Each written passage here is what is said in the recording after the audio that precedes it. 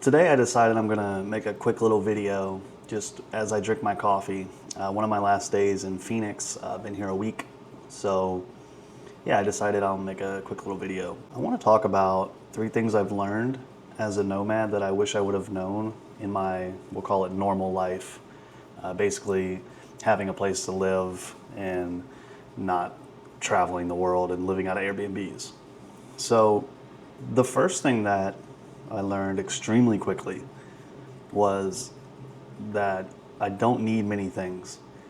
There's not much needed as a nomad, especially, but also just as a normal life, you don't. I mean, the main reason that you're a minimalist while being a nomad is because you kind of have to, obviously. I mean, you can't bring everything with you, but also I didn't want to check bags. It would just add one more headache, one more thing to keep up with. So I've basically lived out of a carry-on and a backpack for going on almost 3 months now.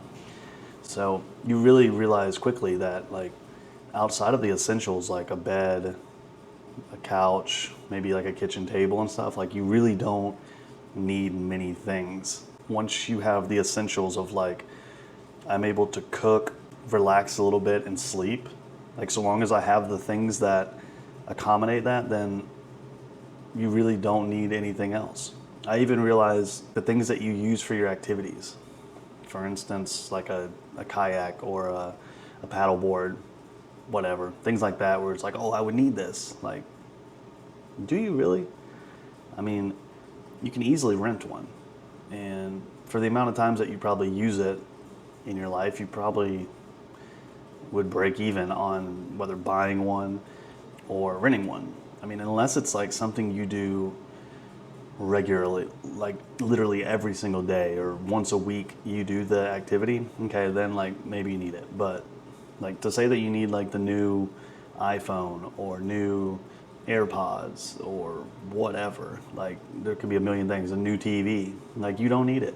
Your TV now works just fine. You don't need another TV. You don't even need a TV for your bedroom. Like, I don't even know if you need a TV, honestly, because you could probably just use your laptop.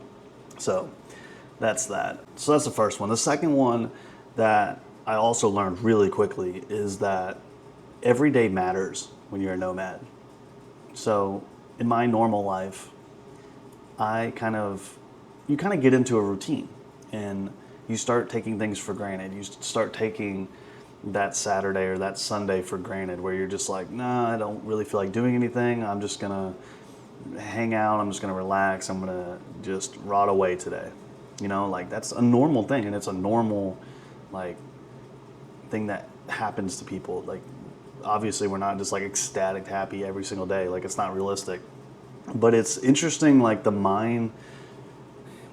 mindset shift when you realize that you're only going to be at a place for, call it 1 week, 1 month even. You don't wake up on Saturday and be like, nah, like I don't really feel like doing anything. I'm just gonna lay on the couch, watch some Netflix and do nothing. In 3 months, it hasn't happened to me. Like, I literally wake up and I'm like, okay, like we've got 3 days left here. Like, what are we going to do? Like, we're gonna go hike. We're gonna go ride horses. We're gonna go check out this brunch spot. We're gonna go check out the sunset. We're gonna go check out whatever. Like, every single day, I'm like maximizing every second of every day. And on top of that, making every day count is not only like the tourist stuff. So it's not only, oh, I get to hike, I get to see a sunset, I get to go eat at a restaurant, whatever. All of that stuff is great. But one of the biggest things is I'm still working while I'm a nomad, obviously. So the thing with that is, like, the mental shift with that is, how do I get all of my work done and as much work done as possible, as quick as possible? Like, how do I start at 4 or 5 a.m., which is a normal starting day, 7, 8 o'clock a.m. Eastern time. So how do I wake up early, get done by like noon? How do I get done by 1 o'clock? How do I be efficient and get as much stuff done in as little time as possible so that I can experience the place that I'm at? So my work has shifted a ton, where I will start at like 4 a.m.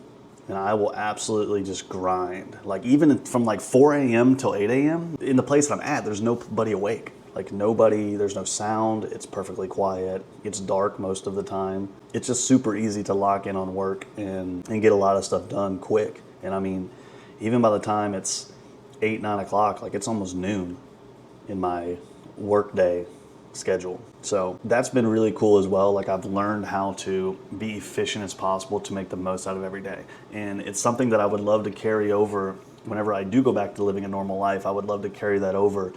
And no matter where I'm living, that making every day count. Like you can live in Atlanta, Georgia and do the same thing. Like there is so much to explore there. It's just that, especially whenever I was there, but like a lot of people do this, where you get in your routine, you get in your normal places, like you routinely go there at the same time, same people, same everything. It's really easy to fall into that like comfort zone of just kind of doing the same thing, being in the same routine, where you can easily, like in Atlanta, like you can go on a hike, you can go on a nature walk, you can go to different restaurants, different bars, different rooftops. There's so much to explore, and that's just an example of a city. Like you can do that in anywhere. I mean, you can do it in Chicago, Phoenix, Denver, anywhere in California pretty much, New York City, like all of these places, like even like a Charlotte, Milwaukee, like these kind of smaller, I say smaller cities, but like fairly decent size, but like a mid-rise type of a city. I don't know.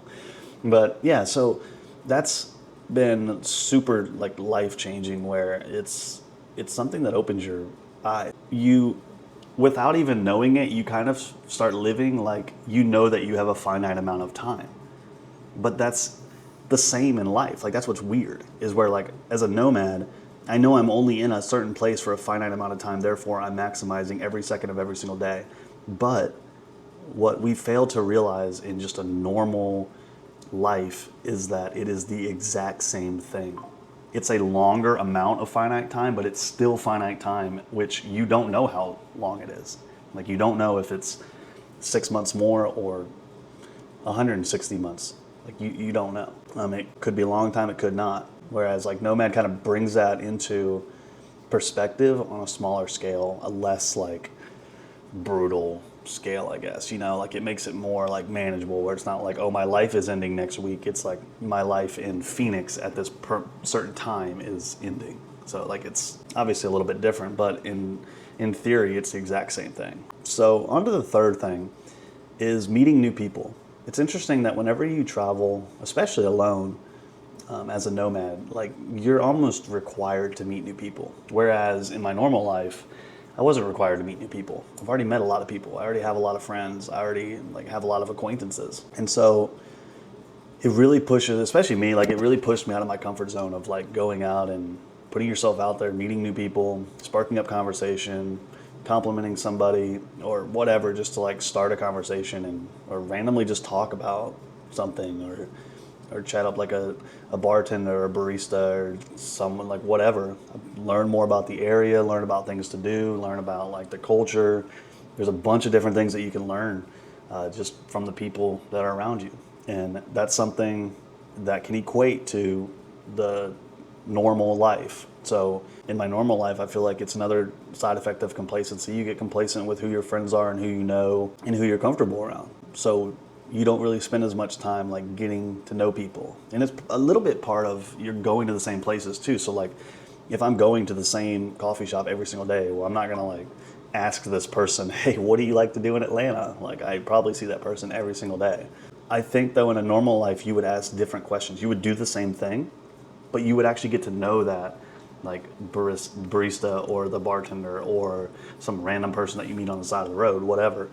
But I think a person that you see more frequently, and you know you're going to see more frequently, then asking like different questions, like getting to actually know somebody, as opposed to like as a nomad. I mean, I know I'm only going to be here for a week, so like probably not going to have some kind of a deep connection with some stranger that I spark up a conversation with. You really just kind of realize that those are going to be like short-term experiences in terms of just getting to know somebody, getting to know the culture and things like that. It's interesting though, because I've never really been one to get out and like meet a bunch of people, whereas being a nomad, like I've had to. Like you don't really have a choice. You're not just gonna sit here and be a freaking loner for like the rest of the time that I'm a nomad, you know, like that would be crazy. So basically, to summarize all of this, number one, you don't need all of the stuff.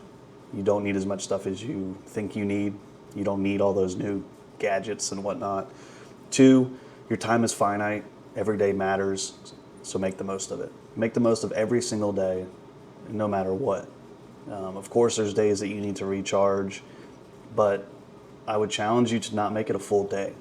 When you feel like I'm drained and I really need to rest for a couple hours, not a full day or a couple days. And 3 is go meet new people. It's crucial to making an enjoyable life.